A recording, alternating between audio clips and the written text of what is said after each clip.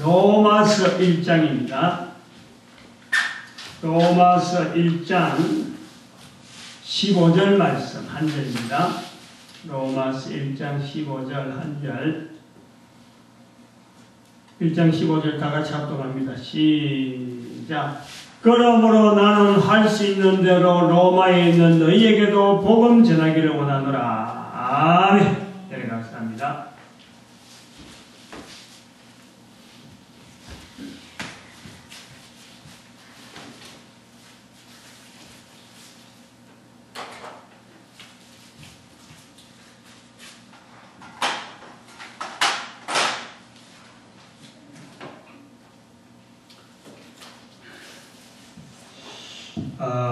오늘부터는 이 로마서를 하려고 해요.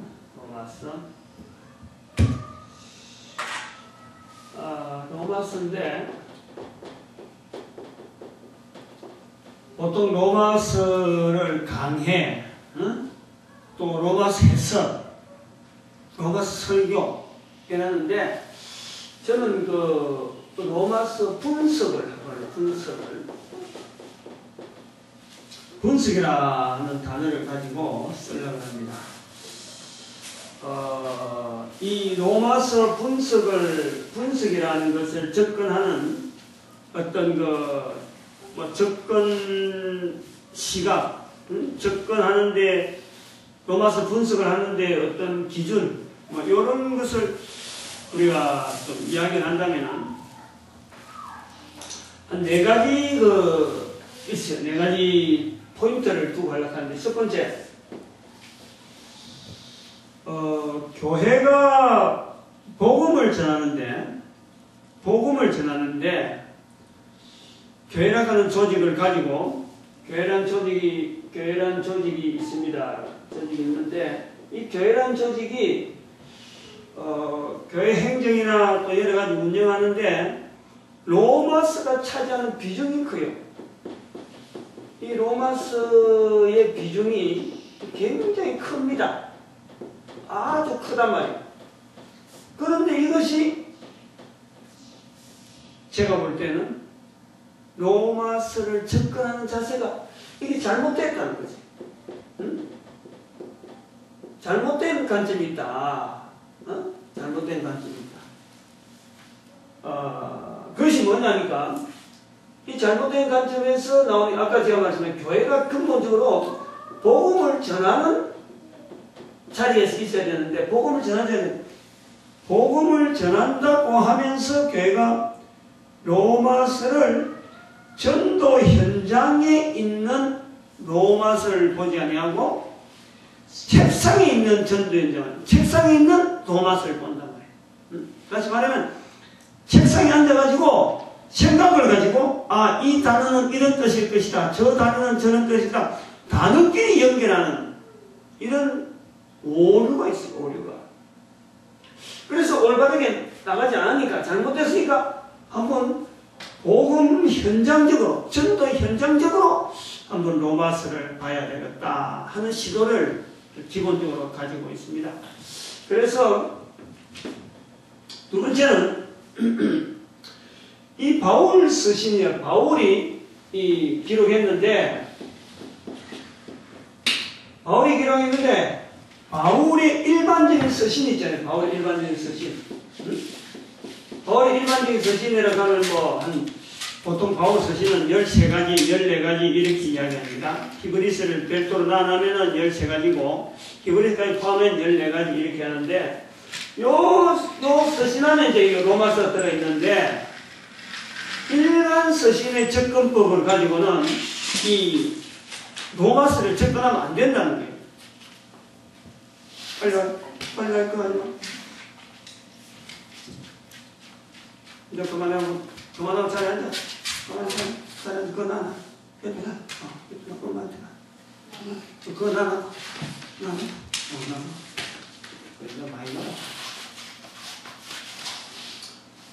요 고민을, 이제, 우리 요셉이 아까 기도하는 거 보니까, 하나님, 예배 잘 드리게 해주세요. 기도를 내가 들었거든요.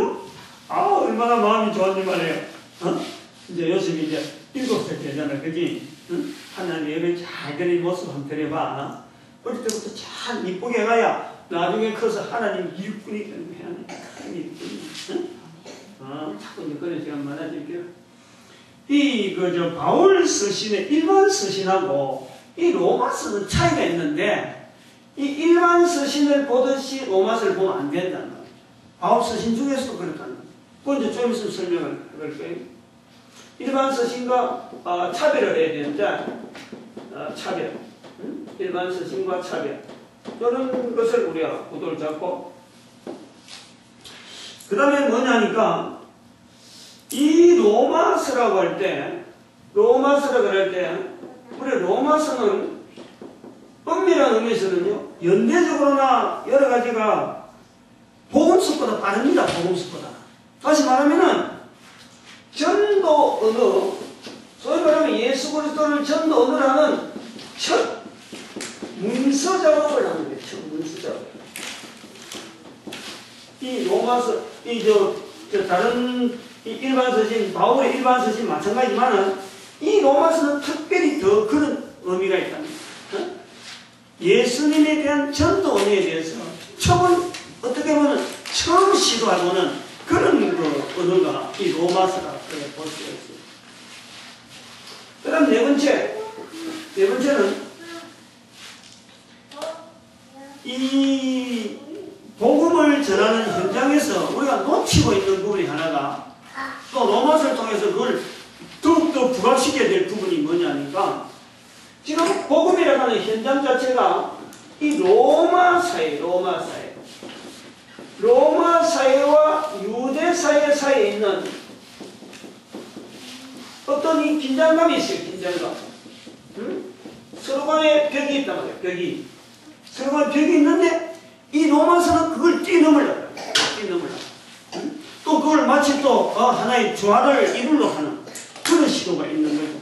그 긴장관계에 있는 유대사회와 로마사의 긴장관계에 있는 이 사회를, 이거를 복음으로 말미암아 뛰어넘으려고 합니다. 이런 시도를 로마서 분석을 통해서 한번 찾아보겠다. 그런 의도가 있습니다. 그래서 이제 첫 번째 교회가 로마서를 비중이 말이죠. 로마서에 대한 비중이 교회가 굉장히 많이 깔렸습니다. 그 이제 우리가 쉽게 우리가 볼 수 있는 것은, 이거 비중에서 제일 먼저 우리 생각해 볼 수 있는 건 1517년이에요. 1517년이 많은 해인지 알아? 1년도 아니고 2년도 아니고 10년도 아니고 500년 전이라. 500년 전. 1517년. 이때가 종교개혁이 있잖아요. 종교개혁을 일으키는 종교개혁자라고 하는 마틴 루터가 로마서에 있는 1장 17절의 말씀을 의지하고 종교개혁을 일으켰다라고 후대가 그래 받아들이고 있는 거예요. 로마서 1장 17절에 오직 의인은 믿음으로 말미암아 살리라. 너무 많이 하는 거지. 그래서 믿음으로 솔라 피데이, 라틴어로 솔라 피데이, 오직 믿음으로, 그리고 성경으로 돌아가자. 솔라 스크립추라. 오직 하나님의 영광을 솔라 글로리티아. 이렇게 구호를 외치고 있는데, 제일 첫 번째 오직 믿음으로, 로마 교황청에서 내려오는 로마 교황을 중심으로 한 구조는 우리는 이제 탈피하겠다 하는 그런 것을 슬로건을, 그런 것을 내드는 것이 오직 믿음으로 내세웠는데, 그것이 바로 로마서 1장에 있는 17절의 말씀이 된다. 그래서 지금 교회의 구조는 1517년하고 아주 밀접한 관계가 있습니다. 1517년 교회 구조가 목사 제도, 신학교 제도, 그 다음에 분파 관계, 이런 모든 것이요 1517년하고 관계가 있습니다. 그 1517년에 루터가 종교개혁을 일으켰다라고 할 때 그 로마서를 붙잡았다 하는 것 때문에 신학교서나 또 이런 신학 자료 중에서요 로마서 강해라고 하면요 굉장한 비중을 가지는 거예요. 로마서의 자리는 성경의 신약부터, 구약부터 시작해서 신약에 있는 모든 내용을 이 로마서가 다 함축하고 있다. 이러면서 로마서의 자리를 종교개혁자 루터가 외친 듯이 로마서는 성경 안에 성경이라 이라는 거예요. 그 반대되는 그거 좀 다른 믿음대로 하고 야고보서는 믿음 갖고는 안 된다. 행함을 보여라. 라고 말하는 그 성경을 두고 야고보서가 하는 그 표현을 보고 루터는 이 성경을 말이죠. 루터 표현이 그래요. 쓰레기 성경이다. 쓰레기 성경. 야고보서는 그렇다. 오직 믿음, 오직 믿음. 그렇게 루터가 종교개혁자가 외치다 보니까 그 대부분의 사람들이 루터가 말한 대로 그 말을 그대로 종교개혁자라고 하는 그 이름 하나에 1517년에 종교개혁 자리에 맨 앞장에 섰다가 하는 그 자리 때문에 그 루터가 주장하는 이 로마서를 성경 중에 성경으로 받아들이려고 하는 그런 분위기가 지금 신학자들이나 대부분의 이 교회를 이끌어가는 주류에서요 성경의 위치가 그래 있다. 그런데 로마서 자체가 잘못됐다는 게 아니고 로마서를 바라보는 지금 사람들이 잘못됐다 이 말이지. 로마서의 비중이 큰데 이것을 바라보는 시각이 잘못됐다는 거예요. 루터가 그래 말했더라도 루터가 말한 입장이 있을 거고 오늘날 성경이 지향하는 입장이 있는데 종교개혁자가 외쳤다 그래갖고 그대로 받아가지고 오늘 그대로 이 로마서를 받아들이려고 하는 이런 자세에 대해서 문제가 있다라고 말한다 말이죠. 설교를 하는 사람 대체로 저도 설교를 하는 목사지만은 설교하면서요 항상 로마서를 통해서 검증을 받아요. 검증. 로마서의 표현이 어떻게 됐느냐. 그래서 일반적으로 설교를 하다가도 준비하다가도 로마서에 있는 본문하고 연결이 된다 그러면요 자신감을 얻는 거예요. 자신감. 그만큼 로마서에 대한 그 의존도가 지금 교회 안에 굉장히 강합니다. 굉장히 강해요. 그런 것이 있어서 이건 여기 로마서 비중은 큰데 이게 시각이 잘못됐다. 시각이 잘못됐다. 왜냐하면 로마서에서 기록된 사도 바울은 나중에 좀 나옵니다만 로마서에는 철저하게 전도하는 현장으로 나가려고 하는 전도 현장을 바라보면서 지금 기록하는 거죠. 또 우리 1장 8절에 보니까 1장 8절에 너희의 믿음이 온 세상에 들려진지라 모든 사람한테 들려진지라 하는 이런 로마 사람한테 지금 사도 바울이 내가 복음 전하기를 바란다. 할 수만 있는 대로 너희에게 복음 전하기를 바란다 하는 자세로 기록된 거지. 이게 어떤 종교개혁을 일으키려고 종교개혁을 일으킨다든지 안 그러면 종교개혁을 일으키는데 오직 믿음으로 하는 이런 구호라든지 또 성경을 비교해서 다른 어떤 성경하고 내세우려고 하는 그런 것은 한다. 그런 것을 두고 한 건 아니다. 그래서 우리는 철저하게 이 로마서를 접근할 때 사도 바울이 전도 현장에 대한 고민을 자꾸 해볼 거야. 사도 바울은 도대체 어째서 자신이 가지고 있는 전도 현장을 이렇게 고민했을까 하는 그 부분을 자꾸 해서 진단을 해볼 거다. 그런 거예요. 그 다음 두 번째, 사도 바울의 일반 서신하고의 차이가 있다. 차별이 있는데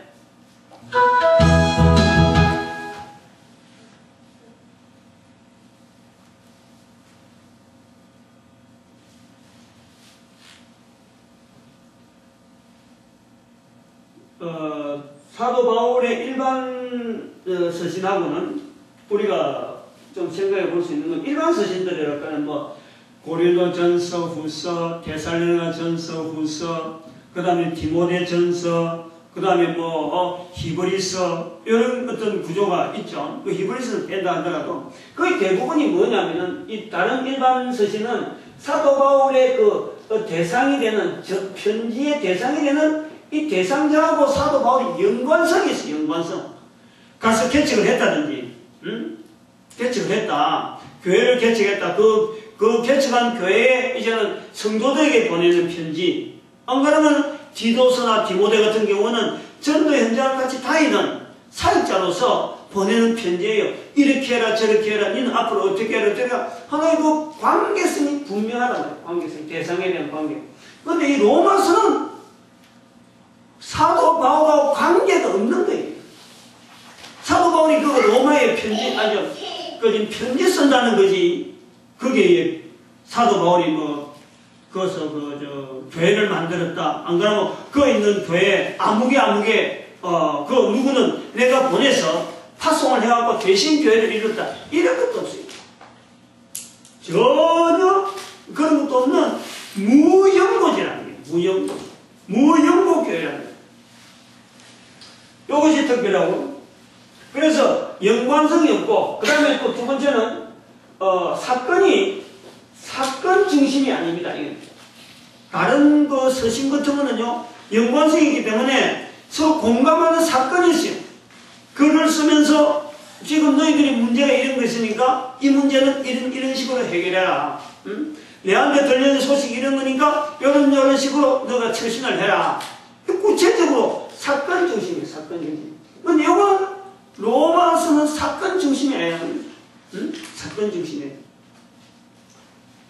그 다음에 세 번째는 로마서의 특징은 다른 서신이나 아까도 좀 연관성이 있습니다만 지역에는 내가 가봤던 지역이에요. 가봤던 지역. 어느 지역을 다녀보니까 그쪽 상황을 이렇게 설명해 놓을 수 있는 그런 게 돼요. 근데 로마서는 가려고 했는데 못 갔다는 거지.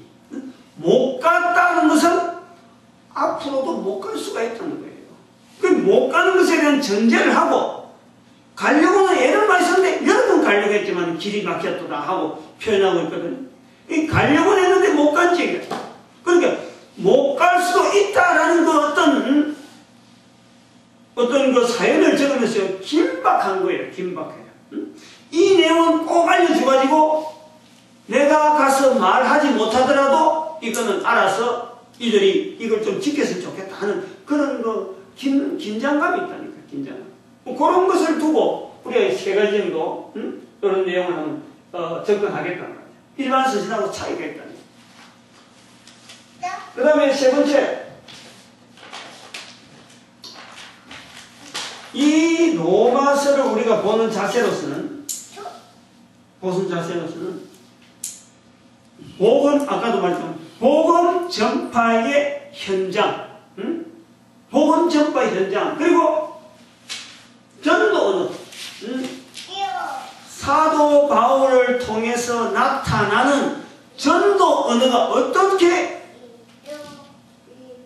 일반화되어지는, 소위 말하면 예수 그리스도를 말미암아 유대인으로 있는 이 사도 바울이 예수님을 이렇게 알리는데 유대인들에게는 통할 수 있는 언어인데도 불구하고 이방인에게 알리잖아요. 이방인에게. 그러니까 그 이방인에게 알리는 과정에서 사도 바울은 어떤 전도 언어를 써서 저들에게 예수 그리스도를 알리려고 했을까? 요 고민을 하는 거예요. 요 고민. 사도 바울은 로마서를 통해서 안 가본 지역이고 사람도 못 봤지.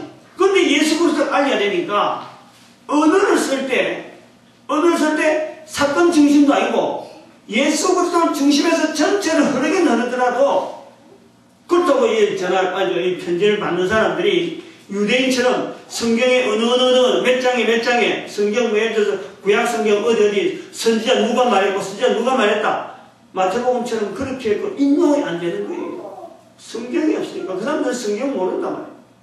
그러니까 만나서 맨투맨으로 하던 그런 사람도 아니고 모르는 사람한테 예수 그리스도를 알리는데, 마치 우리가 이 로마서를 뭐로 봐야 되냐면은 우리가 잘 아는 대로 전도 편지예요. 전도 편지. 우리는 이 부분을 생각해야 돼요. 우리가 전도 편지를 쓴단 말이에요. 모르는 사람한테 전도 편지. 이거 누가 받을지 모르겠다. 그럴 적에 우리가 그 들어가는 편지나 용어나 이런 게 나름대로 생각을 많이 할 거 아니에요. 지금 이 편지는 누군지 모르지만 병원에 있는 사람이다. 안 그러면 뭐 직장에 있는 사람이다. 안 그러면 뭐 또 편지니까 학생들에게 보냅니다. 어떤 계층, 대상을 생각해서 그 계층 안에서 이해할 만한 언어를 고른단 말이에요. 그럴 때에 사도 바울은 예수 그리스도에 대해서 표현을 하는데 바로 그것을 우리가 전도 언어로 우리가 보자는 거죠. 로마서 내용 자체를 갖고 이 단어를 쫙 나열해가지고 이 단어는 이런 뜻이다 저 단어는 뜻 이렇게 하려는 게 아니고 사도 바울이 왜 이 로마서에서 이 단어를 써가지고 지금 이 예수 그리스도를 알리려고 하는 이 전도 언어를 사도 바울은 지금 이렇게 사용했을까? 왜 이 단어를 사용했을까? 이런 식으로 전도 현장적으로 우리가 고민하잖아요. 우리도 다른 사람들하고 이렇게 전도를 하다 보면은 어떤 데 입이 딱 막히는 거예요. 왜 막히느냐? 사람은 모르거든. 이 사람이 지금 무슨 살아왔고 어떻게 살아왔고 내하고 어떤 이야기를 하고 공감을 가져야 될지를 몰라요. 그래서 이야기를 들어보다 보면은 아하, 내가 알고 있는 그리스도를 이 사람한테 맞춰서 이야기하려고 하면 이런 표현을 하면 되겠구나 하고 생각이 탁 드는 거거든요. 그때 반짝 뜨는 거예요. 그때 이야기가 되는 거지. 처음부터 생판 모르는 사람한테 나눠도 말이죠. 생판 모르는 사람한테 예수님은 어디서 나셨고 유대의 베들레헴에 나셔가지고 30년 살다가 십자가에 돌아가시고 이걸 말이요 예수 그리스도의 생애를 이야기할 수 없는 거예요. 전도는 그렇잖아요. 그리고 만난 사람한테 예수 그리스도를 어떻게 소개할까 마음을 딱 두고 있다가 이야기를 해보고 이야기 저 이야기 해보다가 어느 이야기가 딱 공감대가 되시고 그거 딱 잡고는 그거 잡고는 이야기가 복음하고 관계된 언어로 간단 말이에요. 그런 것으로 보자는 거예요. 로마서를 로마서를 어렵게 여기 들어있는 언어요 정말 복잡한 언어들 많아요. 사도 바울이 알고 있는 그 지식을 가지고 그 언어를 쓴 걸 가지고 그게 복음이냐고 해갖고 그래서 내가 전도 현장에서 내 말로 그 말로 쓰려고 하면요 나는 도대체 무슨 말하냐 말한 나도 뭔지 모르는 거예요. 그렇게 될 수밖에 없어요. 근데 그래서 이 로마서를 전도 현장에서는 언어라는 것에 대한 이 훈련이 어느 정도 인식이 되어 있다 하면은 이 설교하는 것부터 달라지는 거죠. 설교하는 것. 설교도 이 로마서를 설교하려고 하면은 전도 현장에 가보고 설교를 해야 되는 거예요. 전도 현장에서 이런 언어를 이런저런 언어, 예수님에 대한 표현을 막 다양하게 해보고 그 다음에 로마서를 보면은 로마서에 대한 해석이 뭔지 모르게 맥이 잡히는 거지. 뭔지 모르게 알맹이 들어간다. 그걸 지금 유도하려는 거예요. 그 다음에는 이제 네 번째 우리가 들어가면은 그건 조금 깁니다. 로마 사회와 유대 사회의 그 긴장관계가 분명히 있어요. 그러면서 이걸 뛰어넘으려고 이방인이라 하는 어떤 그 유대 사회에서 볼 때 로마 사회는 이방인이죠. 만나진 않잖아요. 그들하고는 어떤 관계가 있더라도 항상 벽이 있는 거예요. 우선 보기에는 참 통용이 되고 참 로마 사람이 와서 통치하니까 저들 앞에 참 세금도 내고 하는 것 해도 늘 담이 있는 거예요. 담이 큰 거리가 있고. 그런데 이제 이게서 유대인이 로마사에서 사람이 올라가려도 유대인이 막고 있었는데 너희들 만날 필요 없다. 내가 아쉬우면은 어쩔 수 없이 찾아가지만은 너희들이 일부러 찾아오는 것은 나는 한사코 못 막는다. 여기 유대사예요. 안 만난다는 거지. 살아가면서 유대인이 아쉬워서 로마인한테 뭔가 부탁할 일이 있으면은 어쩔 수 없이 가는 거는 할 수 없이 양보하는 거지.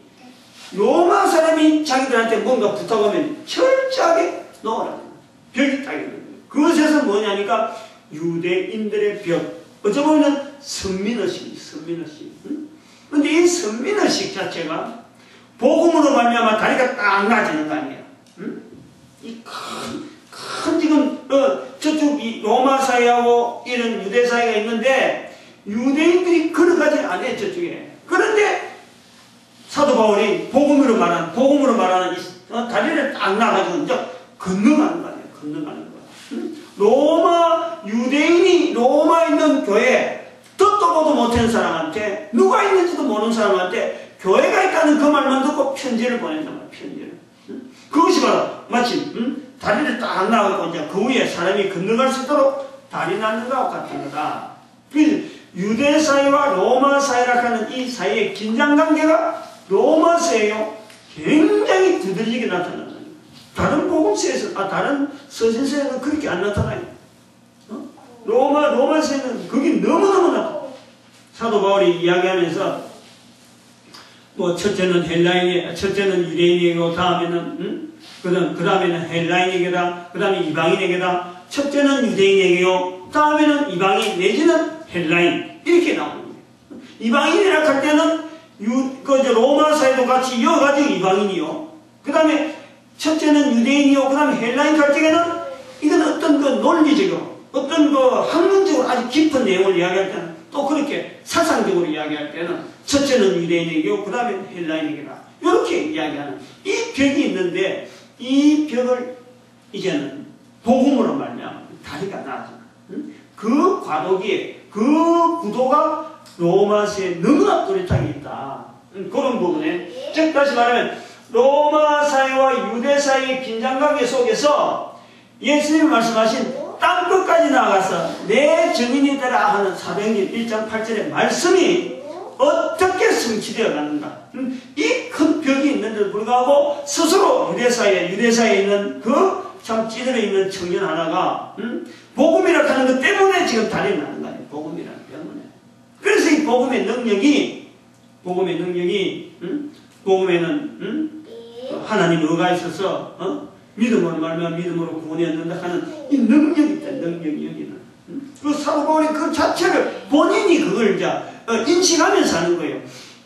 갈 수 없는 사실이지. 갈 수 없는. 가까이 갈 수 없는. 율법 중에서도 율법이요. 그냥 뭐 바리새인 중에 바리새인이요. 뭐 참 뭐 학파로 치면 가말리알 문화에 어느 학파에도 내가 지지 않는 유대인으로 골수가 돼. 유대인의 골수. 그 유대인이 로마 사회에서 나가는 할 수만 있는 대로 오늘 본문에 있는 대로 1장 15절 할 수만 있는 대로 로마에 있는 너희에게도 복음 전하기를 원하노라. 그 간절함이 말이요. 로마서에 있는데 거기에는 큰 두 가지 벽이 있는 거예요. 로마 사회, 어떻게 보면 또 헬라 사회라고 하는 헬라 사상이죠. 헬라 사상으로 만들어지는 이 로마 사회. 정치적으로는 로마지만은 이 사상적으로는 헬라 사상에 아주 찌들어 있는 그런 구도가 있다. 그 구도를 해서 이 그리스도의 복음이 이제는 하나의 발판이 되어서 로마 사회 발판이 되면은 이제는 이것이 어디까지 나냐? 전 세계에 흩어질 것이다 하는 그 구도가 있는 거예요. 지금 여기에. 그래서 로마에 가서 사도 바울이 그래요. 로마에 가서 그 다음에는 스바나로 간다. 스바나는 어디냐면 오늘날 스페인이에요. 스페인. 로마는 어디냐면 이태리라. 그러니까 지중해에 저쪽에 그 대서양에서 지중해 쪽으로 들어오려면 첫 관문이 스바나지. 그 다음에 거기서 그 전체를 지배하고 있는 나라가 로마 제국이란 말이에요. 로마 제국. 그 로마 제국은 그 중심에, 지중해 중심에 있는데 그 한쪽 끝에 스바나하고 그 끝에서는, 저 끝에서는 뭐가 있냐면 바로 예루살렘이 있는 거예요. 그래서 예루살렘에서 로마로 갔다가 내가 스바나로 갈까 한다. 이런 그 구도가 복음으로 말미암아 이방 로마 사회로 갔다가 그 다음에는 저 땅끝이 되어지는 이 스바나로 가기를 원하는 사도 바울의 바람이 있다. 이런 내용을 볼 수가 있어요. 그래서 이 내용에 이제 저는 정치적으로 그런 내용을 말씀을 드리고 그 다음에 이 내용을 한 몇 가지 또 더 이야기해 줍니다. 여기 부분에 로마 사회 그래서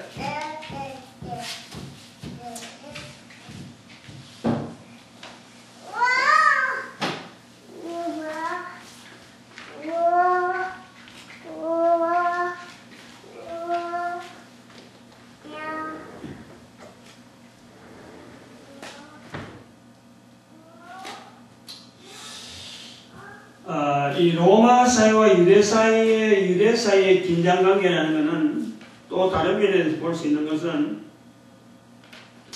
유대 사회가 가지고 있는 어떤 그 선민의식도 있지만 한편으로는 그 로마 사회가 가지고 있는 신화, 다시 말해 헬라 신화라고 하는, 우리는 잘 아는 대로 헬라 신화, 로마 신화라고 하는 신에 대한 개념이요, 이 벽이 만만치가 않은 거예요. 이 벽이.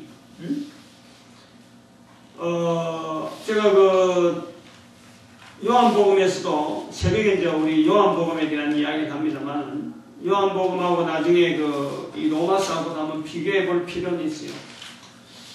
비슷한 어떤 입장이 좀 있는데, 이런 부분이 이제 비슷한 거예요. 다시 말하면은, 유대 사회는 속국이지만, 로마 제국의 속국이지만은, 거기에서는 오직 예수 그리스도라고 하는 메시아를 기다리는데, 그것은 오직 하나님, 유일하신 신에 대한 그 믿음을 유대사회가 가지고 있는 거예요. 그래서 이거를 절대 놓지 않는단 말이에요. 그런데 헬라사회라든지 로마사회라는 것은 다 신이라, 다 신. 다 신이 어느 정도 다 신이냐. 우리는 지금 생각하면 뭐 다 신이라고 별 볼 일이 끝나 싶지만요. 오히려 그 사람들이 볼 때는 유대사회가 미련한 거예요. 응? 유대사회. 뭐가 미련하냐면,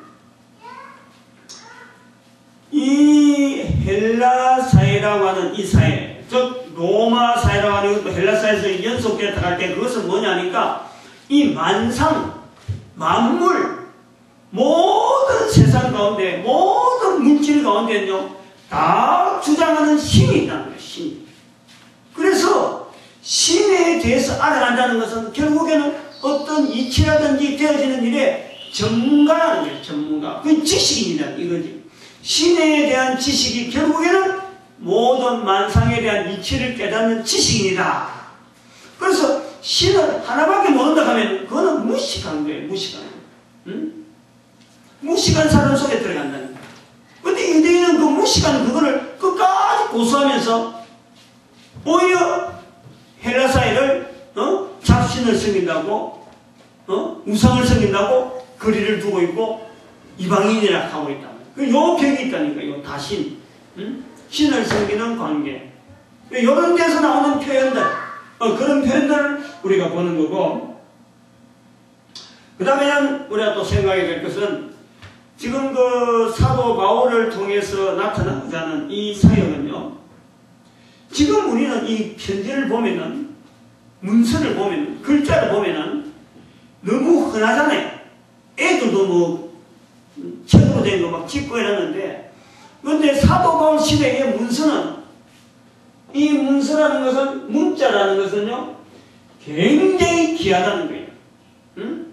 그래서 문자를 기록해가지고 편지를 쓴다는 것은요, 이거는 굉장히 힘이 있는 거예요. 힘이. 그럼 받는 사람도 이걸 그 힘을 의지하고 받는 거예요. 아무 개가 보낸 편지라고 하면은 상대방에 대해서 벌써 존중이 가는 거예요. 아니, 그 사람이 내한테 편지를 보내다니. 왜냐하면 글이라 하는 이게 귀하기 때문에. 문자로 된 표시를 가지고 자기한테 보낸다는 거는요, 이거는 굉장히 귀한 그런 거예요. 지금 우리 인쇄술이 발달해갖고 인쇄소에서 종이하고 막 찍어 나오니까 아무나 글을 읽는 거지만, 인쇄술이 없고, 당신은 인쇄술도 없는 거예요. 전부 다 사람 손으로 쓰는 거예요. 인쇄술도 없고, 종이도 귀하고, 글 쓰는 여러 가지 재료들이 귀할 때에 글을 받아본다는 것은 받는 사람에게 큰 무게감이 다가옵니다. 그 무게감 안에 바로 전달하고자 하는 예수 그리스도에 대한 내용이 들어있는 그 시기도 우리는 무시할 수 없어요. 그런 시기를 통해서 우리가 이 문자로 된 이 예수 그리스도라는 표현이 전 세계로 지금 넓혀져가는, 그래서 그렇게 기록 안 했더라면 오늘 우리가 성경을 모르는 거예요. 다시 말하면 성령님께서 역사하시는 그 그림을 우리는 로마서에 통해서요, 그 배경으로 깔고 있어요. 배경. 편지라고 하는 그 속에는요, 성령님의 역사가 분명하다는 것을 우리는 알아요. 왜냐하면 글이 귀할 때 예수 그리스도를 로마서라고 하는 또 환경 속에, 로마서의 독특한 환경 속에 이 기록하게 하신 그분은 사도 바울 이전에 우리는 성령님께서 계획하시고 일을 하셨고 또 우리에게 은혜 주시려고 지금 오늘날까지 우리에게까지 전파되도록 섭리하셨다. 그 문자들을 사장시키지 아니하고 우리에게 전달하셨다. 그 시발점이 되어지는 로마서를 사도 바울이 기록한 거고 성령님의 방편으로 성령님의 방편. 오늘은 우리가 이 로마서 분석의 어떤 개론적인 부분에 4가지 포인트를 가지고 했습니다. 4가지 포인트. 추운데 들어와요. 4가지 포인트를 가지고 했어요. 추운데 들어오라니까.